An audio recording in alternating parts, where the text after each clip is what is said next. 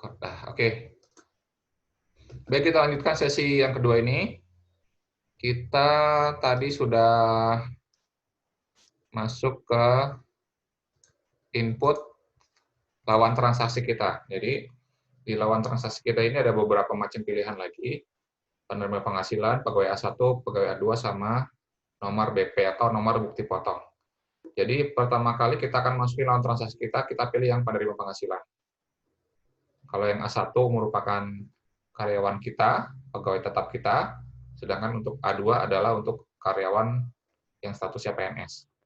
Jadi kita klik yang penerima penghasilan, kita klik. Nah, di sini kita akan ketemu jendela baru, kita klik baru.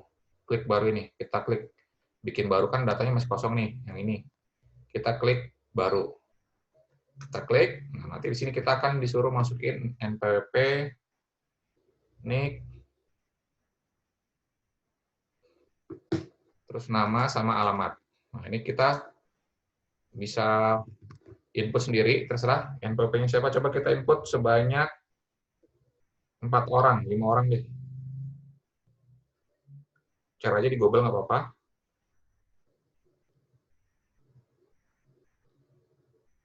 Siapa aja boleh. Kita isi aja nomor NPWP-nya. Ini saya coba input satu-satu ya.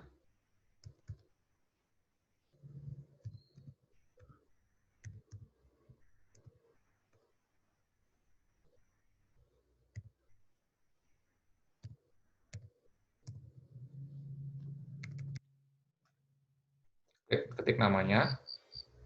Karena kita ini sistemnya offline, jadi namanya nggak harus benar, siapa aja bisa.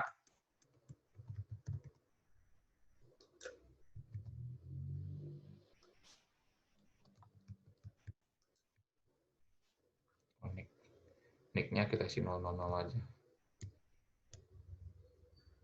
Namanya kita isi bebas. Alamatnya kita isi bebas juga. Nah, kalau sudah diisi seperti ini, kita klik ini, simpan. Nah, nanti ada tulisan data penerima penghasilan berhasil ditambahkan. Nah, ini ada di sini. Jadi setelah kita input di atas, list-nya, datanya akan masuk ke bawah, sebelah bawah sini.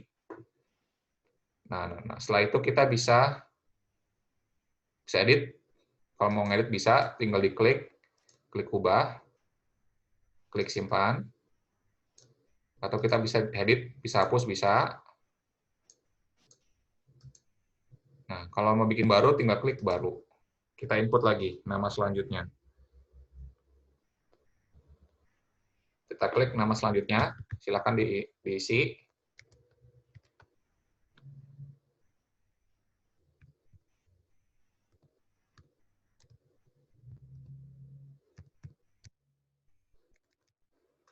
Nicknya kita isi 0 aja, namanya kita isi, alamatnya kita isi. Jadi sebenarnya ini kalau di dunia nyata kita harus isi sesuai dengan data yang kita terima. Jadi NPWP-nya harus benar, namanya harus benar, alamatnya juga harus benar. Nick-nya kadang kita nggak dikasih tahu, atau ini kan nick tuh bisa nomor induk kependudukan, atau nick itu nomor kepegawaian bisa.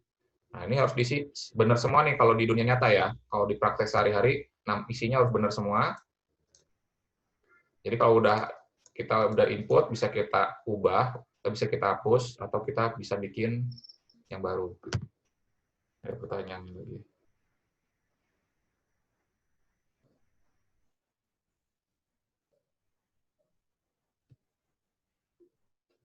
Oke, lanjut.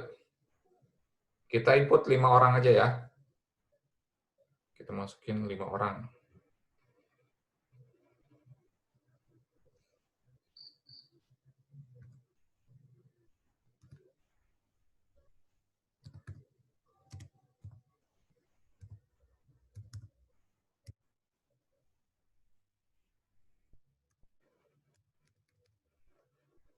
Ini kita isi 0 aja, namanya kita isi.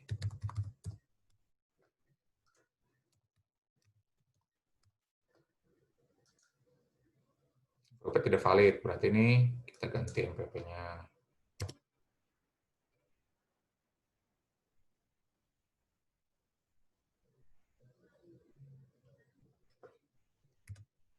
Cari aja nomor NPWP yang bisa dimasukin.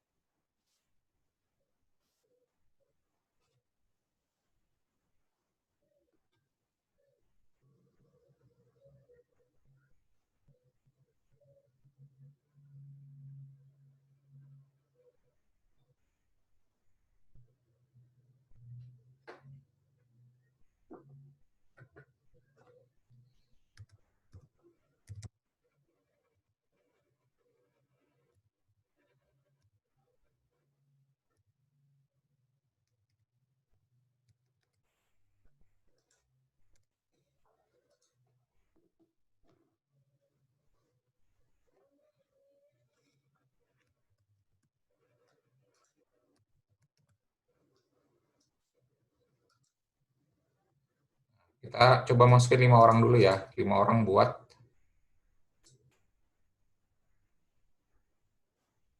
kita masukin di sini.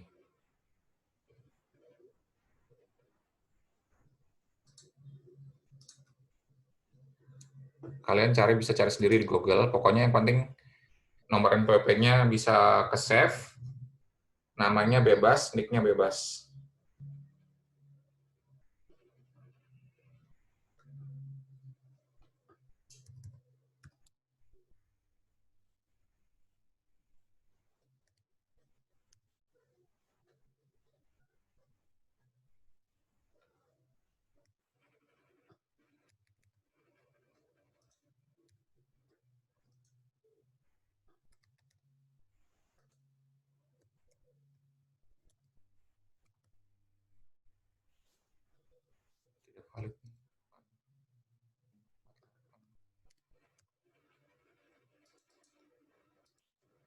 Nah, kita sudah masukin 5 orang transaksi. Tadi si Pak Wahyu belum kita masukin, ya kita ganti aja nih. Nih, ini kan kita mau ganti nama nih. Kita bisa diklik ini, klik ubah. Nah, kita ganti. Tadi kita pakai nama Pak Wahyu aja ya. Kalau sudah, klik save. Jadi ini jadi kalau misalnya kita melakukan transaksi, kita harus input lawan transaksinya dulu. Jadi nggak bisa langsung bikin bukti potong, nggak bisa. Jadi kita harus masukin lawan transaksi dulu.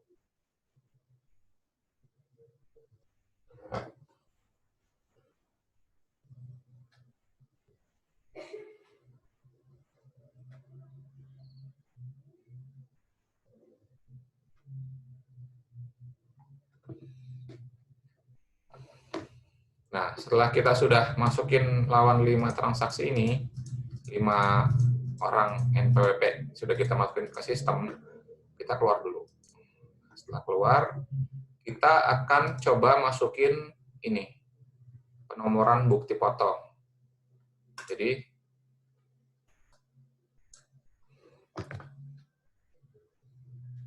di sini kita akan pilih nomor urutnya ya. Biasanya tiap perusahaan beda-beda, cuman kita nggak usah otak-atik lah, kita sesuaiin aja 13 nih, 13. Terus nanti kita akan mulai dari nomor 1. Nanti kemudian waktu kita bikin lagi, kita akan mulai jadi nomor 2. Ini akan tergenerate sendiri gitu maksudnya. Ini kita nggak usah otak-atik, tapi kalau misalnya kalian di perusahaan misalnya mau mau diganti-ganti, bisa di sini misalnya 13, misalnya tahunnya 2020. Kemudian nanti ini dia akan tergenerate otomatis, misalnya dari bulan Januari gitu kan, Januari dari nomor 1, nanti bulan Februari dia akan lanjut nomor 2, 3, 4, 5, sampai misalnya dari 54, nanti dari 54 lanjut lagi ke belakang gitu. Jadi ini sebenarnya bisa kita generate dari sistem secara otomatis. Jadi kita nggak usah otak-atik aja, biarin seperti ini. Nanti kita akan pakai format default dari si program DJP-nya ini. Kemudian di sini juga ada beberapa kode yang bisa kita edit nih, kode negara. Ini kode negara digunakan untuk tadi kalau misalnya ada untuk NPWP yang atau wajib pajak yang berasal dari luar negeri. Kemudian ini kode KPP. Nah, ini kan di dalam nomor NPWP ada kode KPP nih sebenarnya. Tadi ada beberapa error yang kode KPP-nya belum diinput atau belum ada di sini. Di sini kita bisa nambah sendiri sebenarnya. Nambah baru, KPP-nya apa, namanya, alamatnya gitu. Kita juga bisa edit di sini karena ini sistemnya offline, jadi kita bisa edit sendiri, kita bisa tambah sendiri gitu. Makanya tadi ada beberapa nomor NPWP yang dia error atau nggak bisa disimpan, itu karena kode KPP-nya nggak ada atau belum diinput di sini, di kode KPP, daftar KPP. Kemudian objek pajak. Nah ini. Nanti objek pajak kita akan menggunakan kode objek pajak nih. 2110009. Imbalan kepada bukan pegawai yang menerima penghasilan yang tidak bersifat berkesinambungan. Jadi ini ada macam-macam kode objek pajaknya. Jadi sebenarnya kode objek pajak ini berpengaruh pada kode setoran pajak kita. Jadi, di situ kode objek pajak kita adalah imbalan kepada bukan pegawai yang menerima penghasilan tidak bersifat berkesinambungan. Jadi kita pakai kode objek pajak yang 2110009. Ini kita juga bisa kita ubah-ubah nih. Nah, sebenarnya ini relatif berubahnya ya sesuai dengan ketentuan Kementerian Keuangan ya. Jadi kita pakai yang udah format yang ada di sini aja dulu, nggak usah kita otak-atik. Kemudian kalau kita bisa lihat lagi ada referensi apa lagi di sini, kode SSP. Nah ini juga kita pakai yang masa pasal 21. Ini yang lain ada beberapa yang kita akan kita bahas. Karena waktunya juga terbatas juga ya. Kita masih pakai yang PP21 biasa aja nih, kodenya 100. Kemudian kita lihat referensi lain ada jabatan. Nah, jabatan bisa kita isi juga sebenarnya. Kalau misalnya kita mau tambahin, cuman karena ini kita bukan pegawai, maka kita jabatan kita kosongin. Kita bisa tambah nih sebenarnya. Jabatan manajer keuangan, staf, akuntansi, bagian marketing, atau bagian gudang gitu. Kita bisa isi sendiri kalau mau pakai yang kode pegawai A1 atau pegawai A2. Nah, ini terus habis itu golongan pangkat juga. Ini kalau buat PNS ya. 1A, 1B, 1C, 2A, 2B. Nah, ini referensinya sebenarnya kita bisa mengubah semua sebenarnya ini. Tarif juga sama. PTKP-nya. PTKP terbaru ini 2016, 54 juta. Dengan pertanggungan dalam 4,5 juta. 2016 sampai 2020 sampai sekarang. Nanti mungkin ada perubahan lagi, bisa kita ubah lagi atau kita setting lagi di sini. Ini kita bisa, ini lapisnya juga sama, bisa kita ubah-ubah sendiri kan. 0 sampai 50, 5%, 50 sampai 2,5, 15%. Nah ini kan bisa kita ubah sendiri nih tarifnya. Jadi referensi ini sebenarnya kita bisa ubah semuanya, tapi tetap harus sesuai dengan ketentuan. Oke, jabatan 5% dari 6 juta. Oke. Udah, kita sebenarnya kita ngotak-atik cuma di sini aja, referensi bukti potong, penerima penghasilan, sama penomoran bukti pajak, penomoran bukti potong. Jadi, sebenarnya materi saya cukup sampai di sini aja. Jadi kita sudah sampai dengan input dari lawan transaksi kita, sampai dengan 5 orang. Nah, nanti untuk pertemuan ke depan, kita akan buat SPT. Buat lapor pajak, nah nanti kita pilih. masukkan periode pajak yang akan dibuat atau masa pajak yang akan dibuat, nanti April 2020 kita buat SPT. Nah, nanti setelah kita buat SPT, baru kita buat bukti potong. Bukti potong atas transaksi yang terjadi di perusahaan kita yang kena PPh 21. Jadi, saya bilang, ini merupakan rekapan selama 1 bulan ya. Jadi misalnya saya udah pesen servis komputer tadi sama si Pak Wahyu, kena jasa PP 21. Kemudian ada misalnya nanti ada perbaikan, misalnya perbaikan mesin genset saya, misalnya gitu sama Pak siapa. Nanti perbaikan apa lagi, jasa apa lagi gitu sampai sebulan. Jadi setiap kita bayar si Pak Wahyu tadi, kita potong PP 21. Kita bayar si siapa lagi, kita potong PP 21, kita potong semua kan. Nah, itu kita rekap selama 1 bulan. Nah, kita masukin di sini. Kita masukin di program SPT PPh 21 ini. Jadi, siapa aja yang sudah kita potong, kita masukin di sini, berapa rupiah. Nah, kemudian setelah kita tahu jumlah selama sebulan yang dipotongnya butuh berapa, nah nanti kita harus membayarkan itu, apa namanya, pajaknya itu ke kas negara. Jadi, alurnya seperti itu. Jadi, misalnya saya transaksi bulan Maret ya, kan kemarin yang udah selesai Maret. Transaksi PPh 21 bulan Maret selama 1 bulan, kita rekap, yang sudah kita potong berapa duit, misalnya ada 5 juta gitu, dari PPh 21 aja ada 5 juta. Nah, 5 juta itu kita harus setor. Nah, jadi kan prosesnya kita setor dulu nih.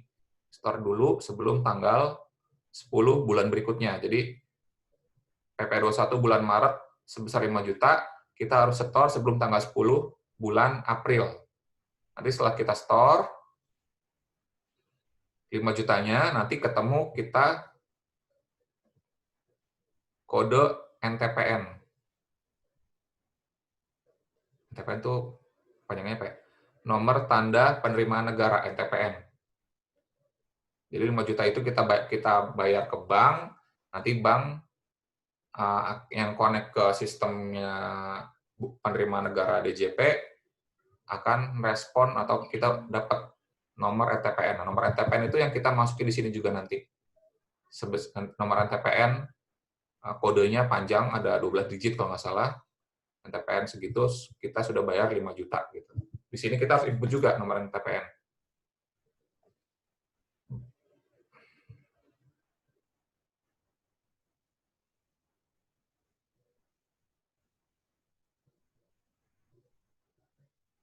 Oke, sampai di sini ada yang mau tanyain? Ini saya masih ngerekam sesi saya, jadi kalian yang nggak masuk masih bisa ngeliat. Saya juga tadi udah screenshot kan daftar hadirnya. Jadi saya bisa absen. Jadi mungkin kalau yang nggak bisa masuk ke sesi 2 ini masih bisa mengejar ketertinggalan lah istilahnya gitu ya. Oke, sampai di sini yang mau tanyain. Kita materinya cuma sampai di sini aja dulu. Tadi kita udah bikin input profil pertama, kemudian saya jelasin beberapa referensi di sini. Cuman yang paling utama adalah kita akan masukin referensi ini, lawan transaksi kita. Kemudian kita minggu depan akan kita bikin SPT-nya, SPT untuk lapornya, terus kemudian kita akan bikin transaksi, potongan pajaknya berapa, terus kita input NTPN atau pembayaran pajaknya, kemudian akan kita ekspor ke CSV, kemudian bisa di-print atau dicetak, untuk lapor pajak bisa. Jadi sesi untuk kali ini segitu aja. Fitriawati.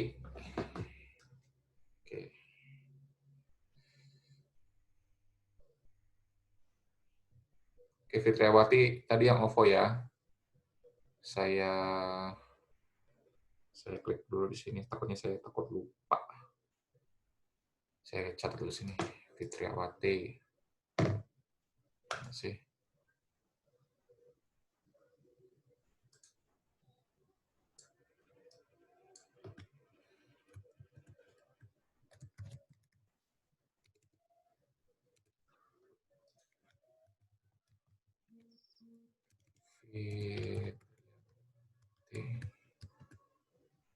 Oke, sampai sini ada mau ditanyakan lagi?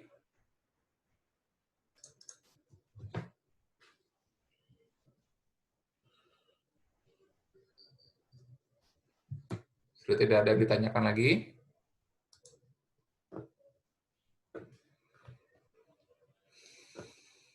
Kalau tidak ada yang ditanyakan lagi, saya kira cukup sampai di sini materi saya untuk hari ini. Kalau misalnya ada pertanyaan atau ada kesulitan, bisa langsung di WhatsApp aja ya, saya langsung jawab. Jadi kalian kalau mau nyoba sendiri, harus nyoba sendiri karena nanti UTS-nya kalian harus nyoba sendiri-sendiri. Yang saya bilang, UTS-nya adalah sistemnya, saya akan bikin soal PP21 ini ya. Saya bikin soal, nama PT-nya saya tentuin, alamatnya bla bla bla. Ada yang kalian juga bisa bebas juga, tapi ada beberapa yang saya tentuin, misalnya namanya apa, nama PT-nya apa gitu kan. Terus kemudian bikin SPT, kalian create SPT masa tanggal berapa, bulan apa, tahun berapa, kemudian nanti kalian akan saya kasih soal dari PP21 ini. Nanti di soal, nanti setelah soalnya itu kalian masukin ke aplikasinya. Jadi hasil perhitungan dari soal itu kalian masukkan ke aplikasinya. Nah, nanti bukti potongnya kalian bikin satu-satu gitu kan. Nanti setelah bukti potong kalian input di sini, nanti harus ekspor ke CSV. Nah, nanti yang dikirim ke saya adalah CSV-nya. Biasanya saya ngasih soalnya misalnya dari jam 5 sore atau jam 6 sore, kalian sudah harus kirim ke saya jam 11 malam. Atau paling lambat jam 12 lah. Kalian kan kerjanya di rumah masing-masing lah ya.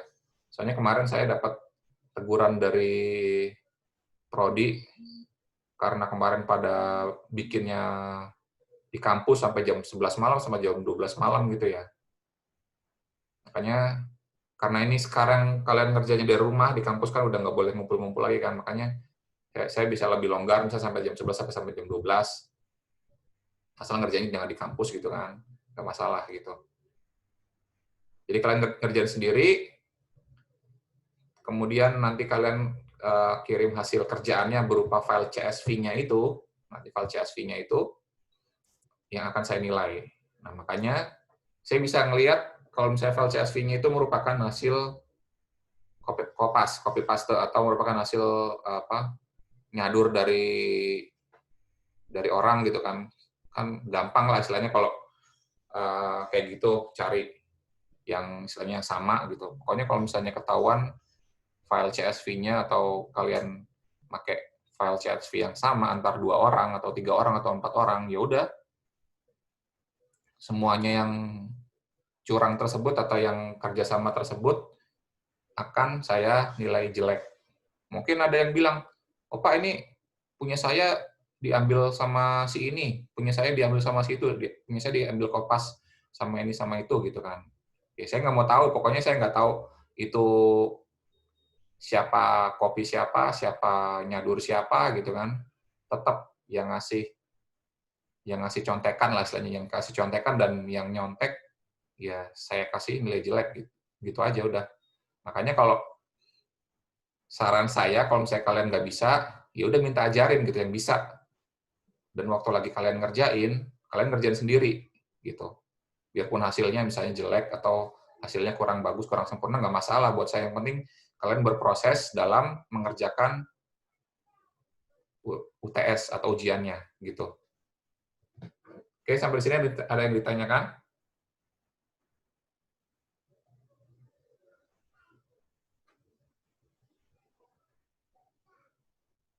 Ada yang ditanyakan sampai di sini?